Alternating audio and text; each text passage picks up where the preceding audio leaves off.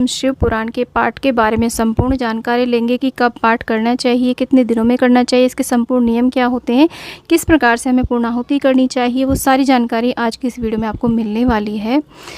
तो शिव पुराण में भगवान शिव के स्वरूप के बारे में बताया गया है कि किस प्रकार का उनका स्वरूप है, उसका गुणगान किया गया है। शिवलिंग की उत्पत्ति के बारे में बताया गया है। शिवलिंग के भगवान शिव के निराकार स्वरूप होने के बारे में बताया गया है और शिव की पूजा पद्धतियों के विषय में भी जानकारी दी गई है। सृष्टि का निर्माण किस प्रकार से हुआ, शिवलिंग की उत्पत्ति कैसे हुई, शिवरात्रि का क्या महत्व होता है और मृत्यु के विषय में भी बताया गया है और घोर कलयुग के विषय में भी बताया गया है। इसके साथ ही साथ कई प्रकार की इसमें रोचक कथाएं आती हैं, कहानियाँ आती हैं जो हमारा भक्तिपथ प्रदर्शित करती हैं और उससे हमें जीवन जीने की सारी कलाएँ आ जाती हैं। माना जाता है कि जो भी भक्त शिव पुराण में बताई गई विधि से शिव जी की आराधना करता है, पूजन करता है, अभिषेक करता है, वो शिव जी का प्रिय होकर परम पद को प्राप्त करता है।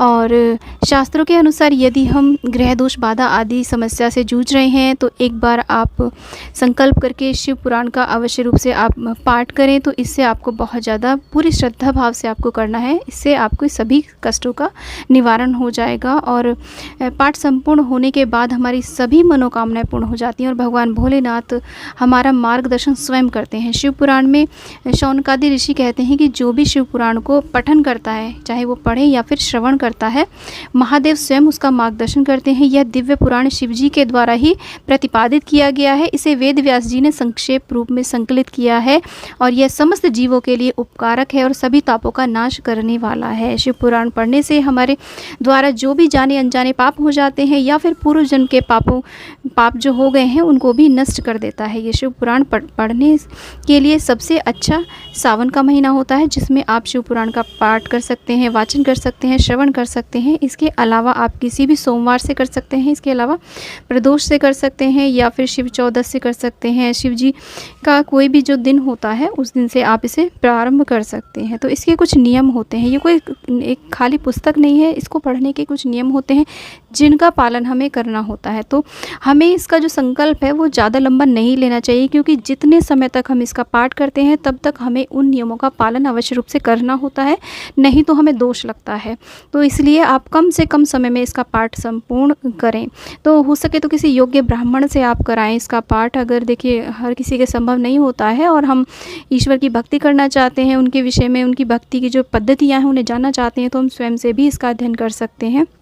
अगर आप योग्य ब्राह्मण से नहीं करवा पा रहे हैं या किसी कथावाचक से नहीं करवा पा रहे हैं तो आप बहुत ही सिंपल साधारण तरीके से घर पे भी इसका पाठ कर सकते हैं। तो आज की इस वीडियो में मैं आपके साथ वही जानकारी शेयर करने जा रही हूँ कि आप किस प्रकार से पाठ कर सकते हैं। शिव पुराण में 7 संहिताएं हैं जिसमें 24,672 श्लोक हैं। तो देखिए संस्कृत में पढ़ पाना तो हर किसी के संभव नहीं हो पाता है, तो जो भी गृहस्थी जन होते हैं जो संस्कृत अच्छे तरीके से नहीं समझ पाते हैं, पढ़ पाते हैं, तो उन्हें चाहिए कि वो हिंदी जो संस्करण है, ये गीता प्रेस गोरखपुर वालों का आता है, काफ़ी ये फेमस है और बहुत ही इसके रीज़नेबल प्राइस भी हैं, तो आप वहाँ से ले सकते हैं। इसमें संक्षिप्त रूप है, शिव पुराण का संक्षिप्त रूप है, सचित्र मोटा टाइप, तो आप इसे ला सकते हैं और इसका अध्ययन कर सकते हैं। तो मेरे पास भी यही है, मैं भी इन्हीं से पढ़ती हूँ। और इसमें जो 7 संहिताएं हैं वो है, पहली है विद्वेश्वर संहिता, दूसरी रुद्र संहिता, तीसरी शतरूप संहिता, चौथी कोटि रूप संहिता और उमा संहिता, कैलाश संहिता और वायवीय संहिता। तो इस प्रकार से 7 संहिताएं हैं जिसमें कि 24,672 श्लोक हैं। तो सबसे पहले शिव जी ने ही इसका प्रतिपादन किया था और उसके बाद में संक्षिप्त रूप में ये व्यास जी ने इनका संकलन किया। जो भी भक्त पूरे भक्ति भाव से और प्रेम से इसे सुनता है, सुनाता है, पढ़ता है, पढ़ाता है, उसके सभी कष्ट कलेश दूर हो जाते हैं, उसे ज्ञान की प्राप्ति होती है, परम पद की प्राप्ति होती है और शिव जी का वो प्रिय होकर के अंत में गति को प्राप्त करता है। जो भी उत्तम गति होती है भक्त की, उसे वो प्राप्त करता है। तो ये मात्र एक पुस्तक नहीं है, ये महाग्रंथ है, ये महापुराण है, इसे शिव महापुराण कहा जाता है। तो इसका पूरे देखिए, एक तो होता है कि हम सिर्फ और सिर्फ जानकारी लेने के लिए इसका पाठ करें, उसे पाठ नहीं बोला जाएगा, उसे सिर्फ पुस्तक को पढ़ना बोला जाएगा। तो उसे जैसे आप सिर्फ जानकारी लेना चाहते हैं कि शिव पुराण के अंदर है क्या, जितनी भी संहिताएं हैं उनमें क्या है, तो वो तो उसे सिर्फ एक पढ़ना कहलाता है जिससे आप जानकारी लेना चाहते हैं। लेकिन एक होता है कि जिससे हम पूरी श्रद्धा भाव से, भक्ति भाव से पढ़ रहे होते हैं ज्ञान प्राप्ति के लिए, तो उसका हमें पुण्य फल प्राप्त होता है। जब हम पूरी श्रद्धा भाव से, भक्ति भाव से हम शिव महापुराण का पाठ कर रहे हैं तो उसके कुछ नियमों का हमें अवश्य रूप से पालन करना है। तो वो नियम हमें अवश्य ही तब तक, जब तक हमारा पाठ संपूर्ण होता है, वो नियमों का हमें पालन अवश्य करना चाहिए। नहीं तो हमारे पाठ का हमें कोई भी लाभ नहीं मिलता है, कोई भी हमें पुण्यफल नहीं मिल पाता है। तो आप अगर सिंपल साधारण तरीके से सिर्फ अपनी ज्ञान के लिए, अपनी नॉलेज के लिए पढ़ रहे हैं तो वो अलग बात है। लेकिन अगर आप भक्ति भाव में पढ़ रहे हैं, उसका आप कोई भी पुण्य अर्जन करना चाहते हैं, मुक्ति चाहते हैं, तो उसके लिए आपको इन नियमों का पालन अवश्य करना चाहिए।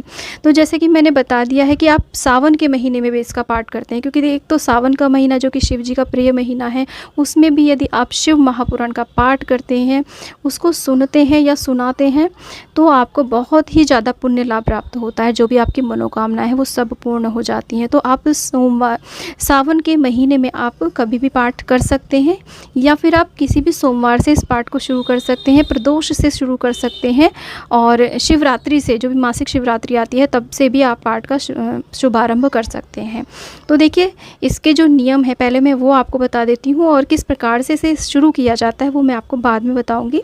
तो सबसे पहला नियम तो है ब्रह्मचर्य का पालन करना अनिवार्य है। जब तक भी आपका पाठ चलता है, चाहे वो आप 7 दिन में कर रहे हैं, 12 दिन में कर रहे हैं, या फिर ज़्यादा दिन में कर रहे हैं, महीने भर में कर रहे हैं, तो आपको ब्रह्मचर्य का पालन अवश्य रूप से करना चाहिए। वैसे क्योंकि इसमें 7 संहिताएं हैं, तो ज़्यादातर ये पाठ 7 दिन में संपूर्ण कर लेने चाहिए, क्योंकि जितने भी नियम हैं उनको हमें तब तक फॉलो करना है जब तक हमारा पाठ संपूर्ण नहीं हो जाता। तो ब्रह्मचर्य का पालन करना है और व्रत रखना चाहिए। हो सके तो देखिए, व्रत रखना चाहिए अपनी सामर्थ्य के अनुसार। चाहे तो आप फलाहारी व्रत रख सकते हैं, मीठा भोजन करने के, अन्न का भोजन ग्रहण करके व्रत रख सकते हैं, चाहे तो आप शुद्ध सात्विक एक समय नमक का भोजन खा के भी इस व्रत को कर सकते हैं। और एक बात और है, जब तक आप पाठ ना कर लें, मान लीजिए आपने सुबह शाम दोनों समय आपने पाठ करने का संकल्प लिया है, तो आप जब तक पाठ ना कर लें सुबह का, तब तक आप कुछ भी ना ग्रहण करें, उसके बाद ही आप ग्रहण करें। और शाम का भी ऐसे, शाम का भोजन भी आप तभी ग्रहण करें जब तक आप अपना पाठ संपूर्ण ना कर लें।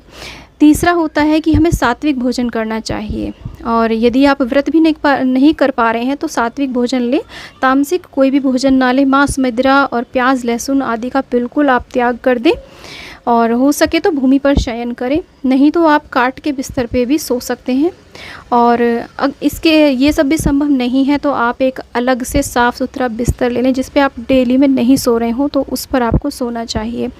और आपको पर निंदा से, दूसरे लोगों की बुराई से, राग द्वेष और पतित व्यक्ति आदि सभी से दूर रहना चाहिए। झूठ, छल कपट आदि बिल्कुल भी नहीं करना चाहिए जब तक आपका पाठ चल रहा होता है। शिव पुराण के अनुसार पाठ करने से पहले हमें देखिए, बाल, नाखून आदि जो भी हमारी साफ़ सफाई होती है ना, वो हमें कर लेनी चाहिए, दाढ़ी आदि बनवा लेनी चाहिए। जब तक हमारे पाठ चलेंगे तब तक हम ये सब कार्य नहीं करते हैं। अब जान लेते हैं कि हमें पाठ किस प्रकार से करना है। तो जिस दिन भी आपको पाठ शुरू करना है, उस दिन आपको शुद्ध होकर के, आसन पर विराजमान होकर के संकल्प लेना है, गणेश जी का पूजन करना है, और 2 दिन हमें शिव जी की बड़ी पूजा करनी होती है। शिवलिंग का अभिषेक करना चाहिए, और शिव जी की बड़ी पूजा एक दिन तो वो दिन जिस दिन हम शुरू करते हैं, और एक दिन वो होता है जिस दिन हम संपूर्ण करते हैं पाठ, हमारा जब संपूर्ण होता है तब।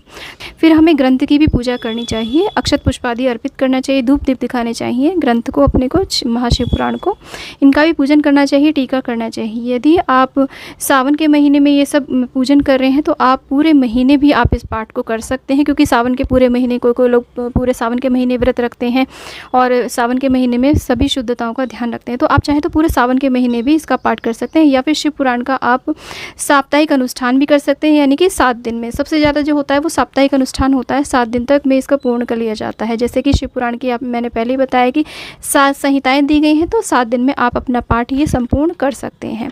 तो इस प्रकार से इसके बाद में जब हमारा संपूर्ण होने का दिन आता है, तो उस दिन हमें फिर से शिव जी का बड़ा पूजन करना होता है, हवन करना चाहिए शिव जी के मंत्रों के द्वारा।